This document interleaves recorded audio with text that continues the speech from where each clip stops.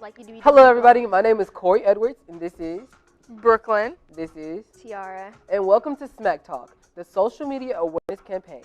So today we're going to be talking to you about the dangers of social media, and coming from people who use it every day, it takes up a lot of time. It's Tuesday already, and my screen time for the week is 10 hours and 58 minutes. So I'm pretty sure a lot of y'all out there can relate to like how much time we spend on our phones and what we do on our phones, because like social media is probably the most used thing out today. For sure. Just technology in general. Yeah. Literally. But like social media platforms are constantly evolving to make us want to stay on their platforms.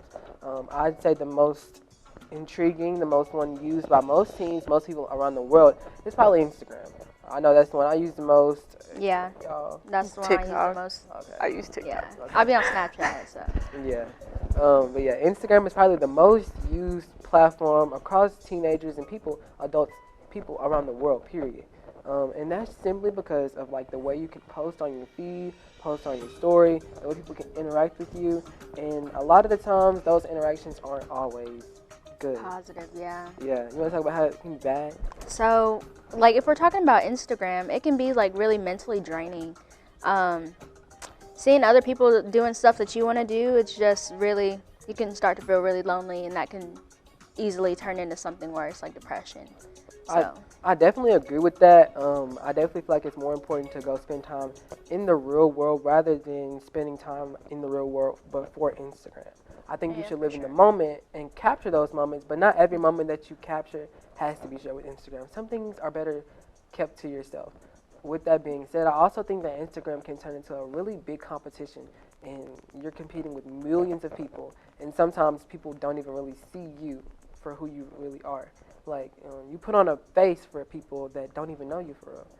I think that's kind of crazy, but this competition can lead into a lot of negative things mentally and a lot of the times physically. Sometimes we take drastic measures to fix our bodies for Instagram or for social media, period, and that's when it starts to get unhealthy physically. Oh, yeah, for sure. And it's also pretty dangerous out there, too. Definitely. A lot of the times people follow you that you don't know, and then they start to be predators to you. They look at your page 24/7. Sometimes you can post something that you might regret. Those are going to be people that screenshot those types of things, that hold them against you when you get older. Not even to mention the people who look to hack your page. And nowadays, like when you open up a new account, you put a lot of your own information into those pages. So when they have that page, you know what I'm saying, people will do whatever they can to get those pages back. I know a lot of the times when you build up a certain amount of followings, a lot of people will do anything to get that page back because it's like what they've been doing for so many years of their life. Like they can't lose it. It's hard to start over again. And when you lose a social media platform that you've been building for a long time, it's like your life is kind of gone. You know what I'm saying? You made that social media platform your personality. That's all you know is how to do social media. And people that hack your accounts, they'll ask you for crazy stuff, like to send money to them and just to make videos saying that you're still on the account, but you're really not. They'll make you do crazy stuff. Brooklyn, what about TikTok? So you're on TikTok a lot, right? Yes.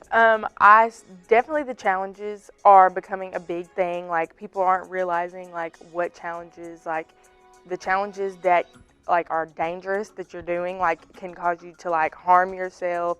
Like I've seen a lot of challenges where, I don't know if y'all have seen the challenge where they like hold your chest and it'll like make you pass out. I've known a lot of people have passed away from that.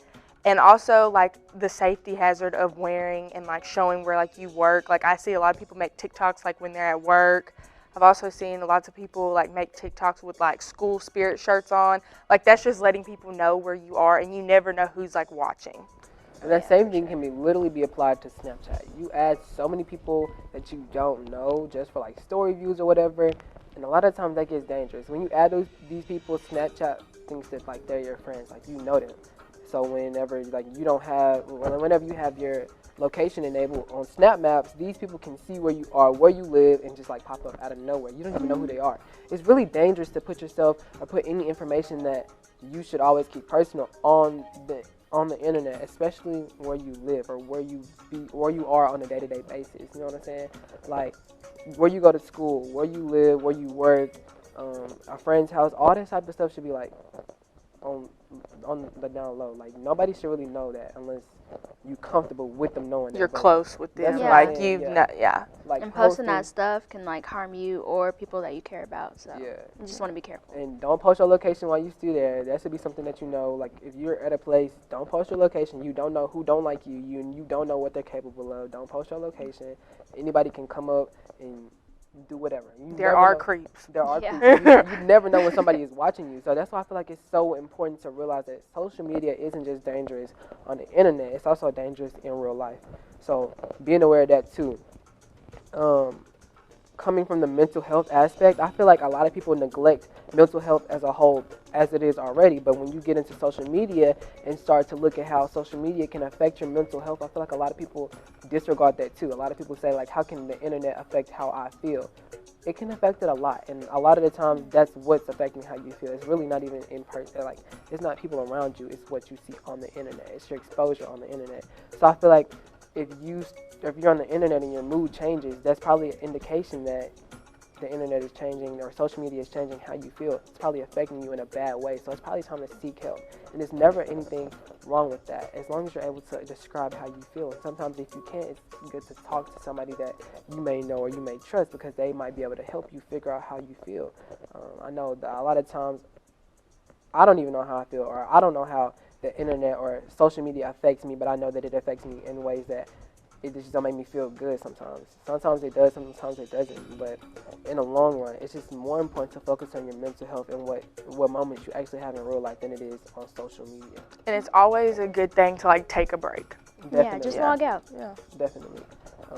So with that being said, that's the end of this SMACtalk campaign. I hope you guys took a lot from this, from what we had to say, and I hope a lot of you could relate. That's what we're trying to do, like make you guys be able to relate, because we definitely feel like we all know how it feels to be on Instagram and feeling bad, or on social media period and feeling bad. So that's the end. I ain't know how to cut it off.